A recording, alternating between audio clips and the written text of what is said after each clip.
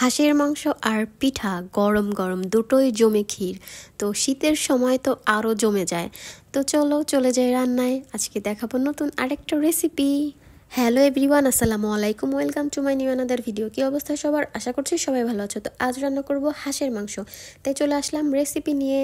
তো যাই হোক, আমি প্যানটা গরম করে নিয়েছি। এখন এর মধ্যে আমি কিছুটা পরিমাণ সয়াবিন তেল অ্যাড করে দিচ্ছি, আর অ্যাড করব হচ্ছে গিয়ে সরিষার তেল।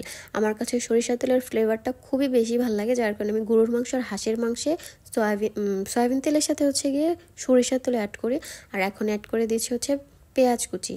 আর এই পেঁয়াজের পরিমাণটা আমি খুব বেশি দিব, আর আমি অফ ক্যামেরায় পেঁয়াজটা ভালো করে ভেজে নিয়েছি। এখন এটার মধ্যে দিয়ে দিচ্ছি তেজপাতা, দারচিনি, লং, একটা বড় এলাচ আর ছোট এলাচ কয়েকটা, এগুলো অ্যাড করে এখন আমি এগুলোকে খুব ভালো করে ভেজে নিব।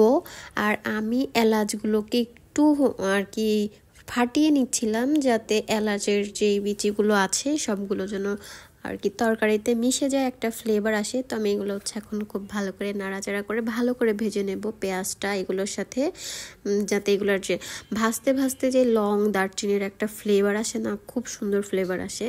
তো আমি এর মধ্যে অ্যাড করে দিচ্ছি হচ্ছে গিয়ে আদা বাটা, জিরা বাটা, আর অ্যাড করব রসুন বাটা।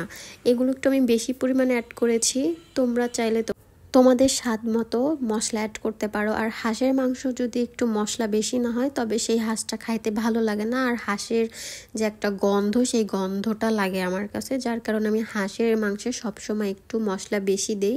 পেঁয়াজটা ভালো করে ভাজা হলে না মশলাতে, তো দেখা যায় যে তেলগুলো ভাসে। এটা তো যারা রান্না করো তারা জানোই। এখন আমি সব কিছু এক এক করে অ্যাড করব। দিয়ে দিচ্ছি লবণ পরিমাণ মতো। কেউ আবার আমার দেখা দেখি বেশি দিও না ভাই, আমি আমার আর কি পরিমাণ মতো দিচ্ছি। দিয়ে দিচ্ছি হলুদ গুঁড়ো, মরিচ গুঁড়ো, এর মধ্যে দিয়ে দেবো ধনিয়া গুঁড়ো। তো এগুলো দিয়ে এখন আমি ভালো করে কষায় নিব। এটা কষানোর পরে না তেলগুলো উপরে আবার ভাসবে, আর মশলার যে একটা ফ্লেভার, সেই ফ্লেভারটা আসে। দেখো আমার এটা কষানো শেষ। আমি দিয়ে দিচ্ছি হাঁসের মাংস। আর এই হাঁসের মাংস রান্না করতে এত সময় লাগে কি বলবো, আর তার থেকে গরুর মাংস খুব তাড়াতাড়ি রান্না করা যায়। হাঁসের মাংসটা সেদ্ধ হতে খুব বেশি দেরি হয়। তো আমি এটা অফ ক্যামেরায় ভালো করে কষায় নিয়েছি।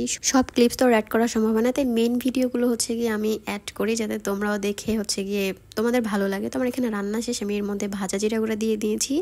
আর এই তো দেখো আমি খাচ্ছিলাম হাঁসের মাংস আর গরম গরম চিতই পিঠা, তার সাথে ছিল শুটকি ভর্তা আর ছিল ধনিয়া পাতা ভর্তা। আমি তোমাদের দেখাচ্ছিলাম, দেখো কতটা ডেলিশিয়াস লাগতেছিল দেখতে। আর এই দেখো আমার ধনিয়া পাতা ভর্তা, এটা কিন্তু আমি নিজে করছি। আর এই যে শুটকি ভর্তা, চাপা শুটকি ভর্তা। তো যাই হোক, ভিডিওটা আজকে এই পর্যন্তই। ভালো লাগলে অবশ্যই লাইক, কমেন্ট, শেয়ার এবং সাবস্ক্রাইব করে দিবা, শেয়ার করবা বেশি বেশি করে। তো যাই হোক, সবাই ভালো থাকো, আল্লাহ হাফিজ।